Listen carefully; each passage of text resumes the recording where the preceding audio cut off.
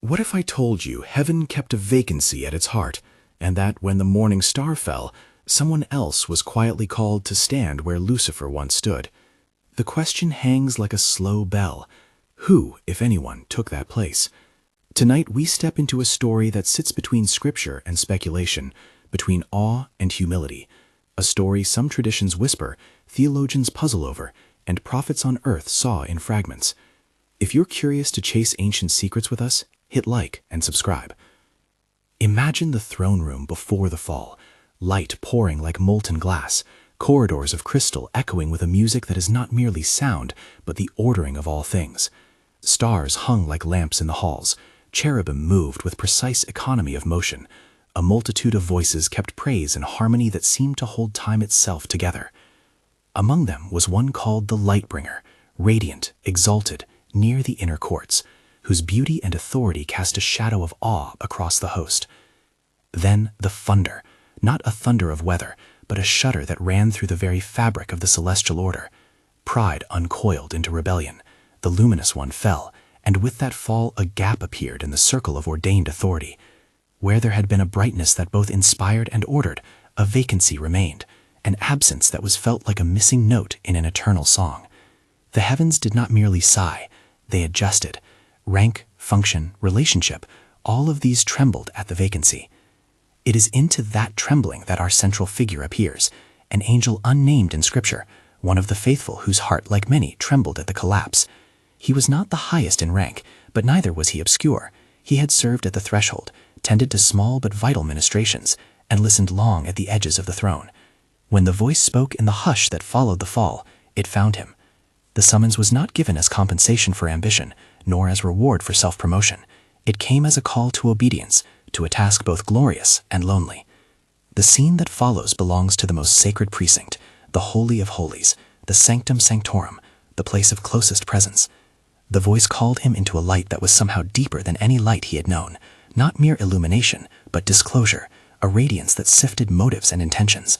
There, before the inner throne, the angel experienced a form of transformation that some poets and some traditions have attempted to name. His wings, once plain and serviceable, were touched with a gold that was not mere decoration but an emblem, the gold of purified authority. His eyes were opened, not to dominance, but to the weight of stewardship. A new authority was planted in his chest, the ability to govern, to persuade the lower courts, to rebuke the rebellious, but crucially, this authority was made to be exercised without pride. This was no theatrical coronation. The voice warned him plainly, "You will be given power, but you will wear it in silence. You will hold a place that looks from the outside like glory, yet from within will be a ministry of concealment.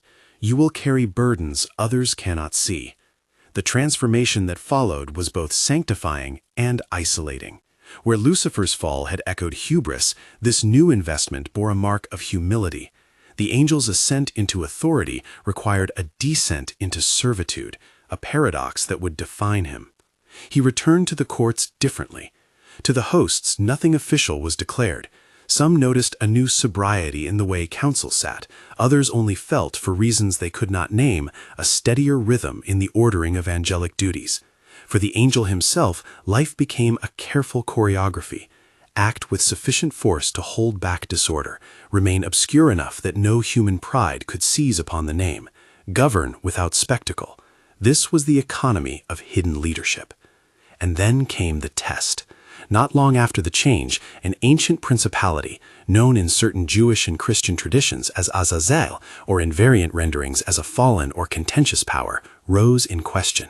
He challenged jurisdiction, twisted long memories into accusations, and sought to stir dissent among lesser powers. The assembly convened, voices flaring like embers. The temptation was to answer with thunder, to display the full measure of the new authority and end the dispute once and for all. But the voice had shaped another way. The angel stepped forward, not with the display of the Lightbringer who had fallen, but with a firmness that carried the calm of conviction. He did not unmake the principality in dramatic spectacle. He spoke with truth that cut like a scalpel, brief, exact, and unsentimental. Then, when words were enough, he exercised a restraint that astonished some and infuriated others, a moderated posture of power that re-established order without feeding the flames of pride. The principality's challenge was quelled, not humiliated, and that was precisely the point. Authority, exercised rightly, restored the created hierarchy without avenging itself. The angel left the assembly bearing the invisible evidence of burden, the knowledge of what had been contained, the cost of maintaining balance, the loneliness of keeping a name unspoken. If that scene seems like a parable, it may be by design. The story we are tracing moves then across millennia, like a slow current beneath human history. On earth, fragments appeared. Prophets received visions that hinted at an intercessor near the throne, a figure who took counsel on behalf of the faithful. Mystics dreamed of a pale golden wing in the inner courts. Apocryphal texts and later traditions carried echoes, suggesting that a humble servant had been appointed to take up certain functions left vacant by the fall. Some Jewish writings, some early Christian speculations, and certain mystical streams floated possibilities: a seraph who would not seek name and who would bear the weight of governance with hidden hands. None of these is canonical proof. They are fragments, echoes, testimonies that invite wonder rather than settle the matter. Consider three plausible possibilities that have been offered across these traditions. First, that a seraphic figure of unusually refined holiness was elevated to a steward role, chosen precisely for his purity. Second, that a warrior angel, seasoned in cosmic conflict but stripped of ambition, was given authority to enforce divine justice without personal glory. Third, that a more unexpected candidate, an angel of humble service, scarcely noticed by the courts before, was transformed into the perfect bearer of authority because humility makes the truest steward. Each of these possibilities may carry truth, and each has its drawbacks. The Bible, as we have it, does not unambiguously name a successor in the sense of modern offices. What we have are patterns: the fall, a vacancy, divine initiative, and the preservation of order. From those patterns, theologians and mystics build models. We must hold them gently. Across the ages, prophets on earth glimpsed shards of this reality.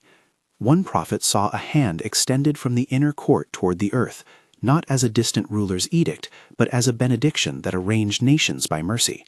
Another described a council that smelled like incense and cedar, suggesting a governance that kept sin's worst consequences bound rather than unleashed. These visions are partial by design.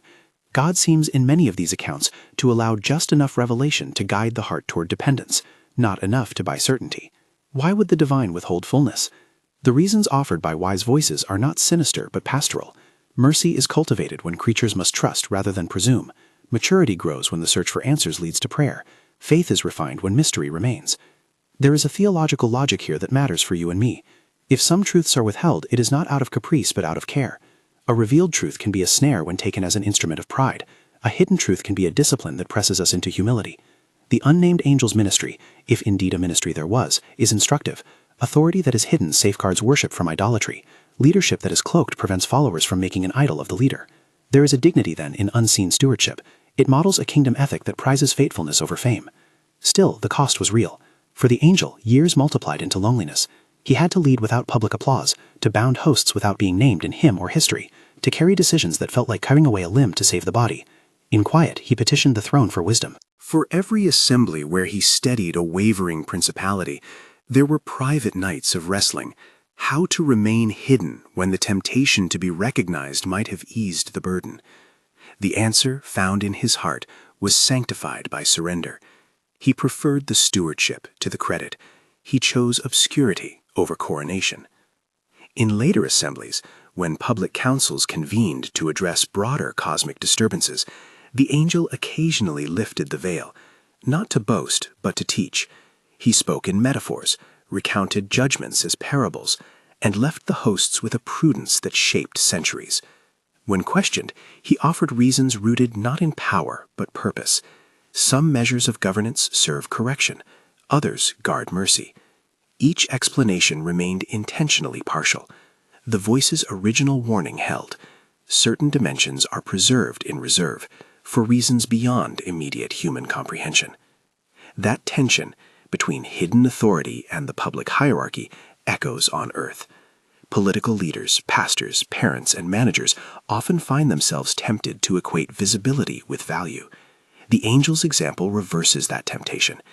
True leadership in this telling is measured by the capacity to carry what others cannot carry, to make decisions that protect and postpone glory, to safeguard mercy. If a heavenly steward could bear authority without a name, what might that teach those of us who yearn for recognition? Perhaps that our closest imitation of divine leadership is service rendered with no applause, sacrifice accepted without compensation, and obedience offered when the world does not notice. Some will ask, does this narrative claim to be scripture? No, it is an imaginative reconstruction rooted in patterns found in biblical narrative, in apocryphal suggestion, and in theological reflection. Some traditions indeed propose the presence of a substituted steward. Certain mystics and exegetes have suggested specific identities, and some of those voices are older than many modern divides. But these proposals remain proposals. The wise posture is grateful curiosity, not proprietary certainty. Still, questions remain that invite your reflection. If an angel was chosen to occupy that vacancy, what does his hidden service require of us? First, humility, to submit to authorities and structures even when they disappoint, trusting that divine governance is more intricate than our sight. Second, patience, to endure seasons where clarity is withheld, trusting that God's reasons can be mercifully opaque. Third, integrity, to let our works be for God's praise more than human applause. These are the practical echoes of a cosmic truth. Before we close, imagine one final assembly, not of hosts, but of the human heart. You, seated in some quiet place, consider the vacancy and the possible successor. Do you find yourself drawn to the hero who demands recognition, or to the steward who bears burdens in secret? The heavenly story presses us toward a choice. Do we seek positions of prominence for self, or do we seek to serve where only God sees? In the end, the title we began with, The Angel Who Replaced Lucifer in Heaven, The Truth They Never Told You, is both invitation and caveat. There may well be an angel who, by a divine act, was transformed and tasked to guard heaven's order after the fall. Traditions suggest it, fragments of prophetic vision hint at it, theological imagination sketches its outlines, but certainty eludes us, and perhaps that elusiveness is itself a mercy. We are left with an image, a gilded but humble wing, a face turned away from acclaim, hands that steady the cosmos while remaining unseen. That image is not proof, it is a mirror. Now, I'd love to hear your thoughts. Who do you think might have taken that place? A seraph, a warrior, a humble servant, or none at all? Leave your reflections in the comments and share this with someone who delights in heavenly mysteries. If you want a deeper study, check the link in the description for recommended readings and a follow-up conversation where we'll unpack some of the apocryphal threads and theological proposals more carefully. May the mystery move you, not to pride, but to reverent wonder. If there is one lesson hidden in this tale, it is that true power in God's economy often looks like lowliness, and that the truest light sometimes burns without fanfare, steadying the world while the world sleeps.